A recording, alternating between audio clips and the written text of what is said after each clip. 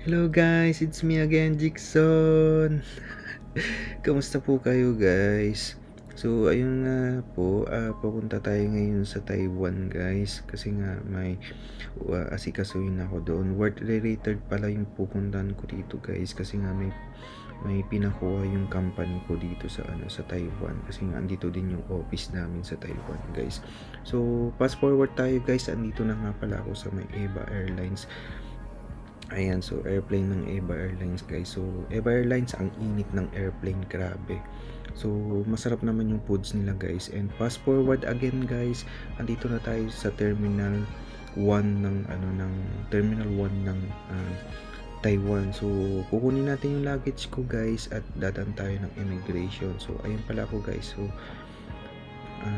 madali ako dyan guys kasi nga andyan na yung sundo ko at bad trip pa ako dyan guys kasi nasira yung luggage ko. Ayan guys, so in-email ko naman na yun guys, yung issue na yan kasi hindi ko alam bakit nasira yung lock ng ano ko. Hindi ko alam kung anong ginawa nila. So ayan guys, andito na pala yung sundo ko at papunta tayo sa hotel. Ayan, so malapit-lapit naman na tayo sa hotel guys kasi 45 minutes lang yung biyahe. Ayan guys, Puchi Grand Hotel, sobrang ganda, promise.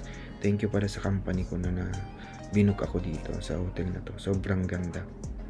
Ayan, so dito na tayo, nag-check-in tayo at itutur ko kayo dito sa room ng hotel. So ayun, may bathtub yung CR, sobrang luwang ng so king size yung bed. Tapos ayan yung view guys. Ayan, so medyo mainit-init pa. Ayan, so fast forward tayo ulit guys. Kinabukasan pumunta ako sa office. Ayan, so training ko kasi 3 days dito na guys. So ayan, work muna ako guys.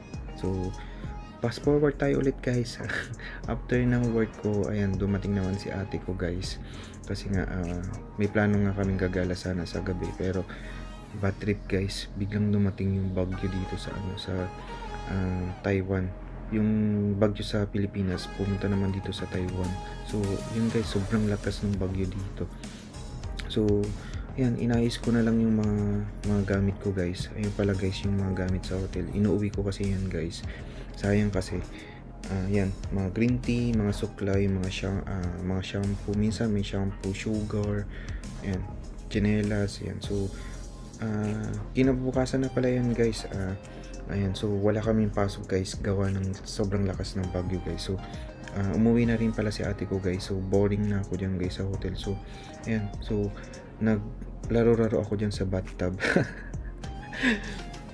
Grabe, sayang yung punta ko dito sa Taiwan. So yun guys, no choice ako, kahit walang pasok guys, kinuha ko yung mga dadalhin ko dito sa dadalhin ko dito sa Pilipinas na mga gamit galing dito sa Taiwan. So nagyaya din yung mga ka-work ko na kumain din sa Shiminding. Yan, so kakain kami sa Korean barbecue.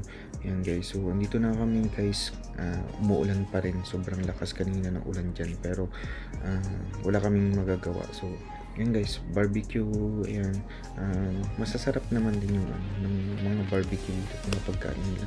Sobra kong nagustuhan yung mga barbecue nila dito. Syempre masarap pa rin yung mga pagkain dito sa Pilipinas.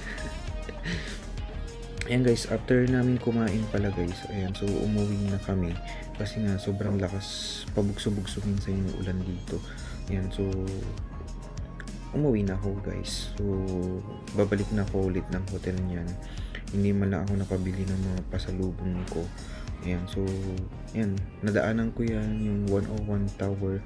So fast forward tayo guys. So natulog ako noon, tapos andito na tayo ngayon sa Terminal 2 ng Taiwan. So naka business class tayo guys ulit. Naka business class tayo. So ayan, pauwi na tayo ng Pilipinas niyan guys. So ayan, EVA Airlines again, pero malamig naman na yung yung airplanes diyan nung siguro sira yung nung pagka unang punta ko dito sa Taiwan. So ayan guys, pa cute lang. So, hinintay natin yung foods guys na ano, in-order natin kasi medyo gutom na rin ako, wala akong breakfast niyan. So, ayan pala yung foods guys. Ayan, so sobrang sarap niyan guys. May pa-wine pa sila guys. Ayan, so thank you so much guys sa mga nanonood guys ha. Fast forward pala tayo guys. Nakarating naman na rin ako dito sa Pilipinas. Safe at yun. So, thank you so much guys. Bye-bye.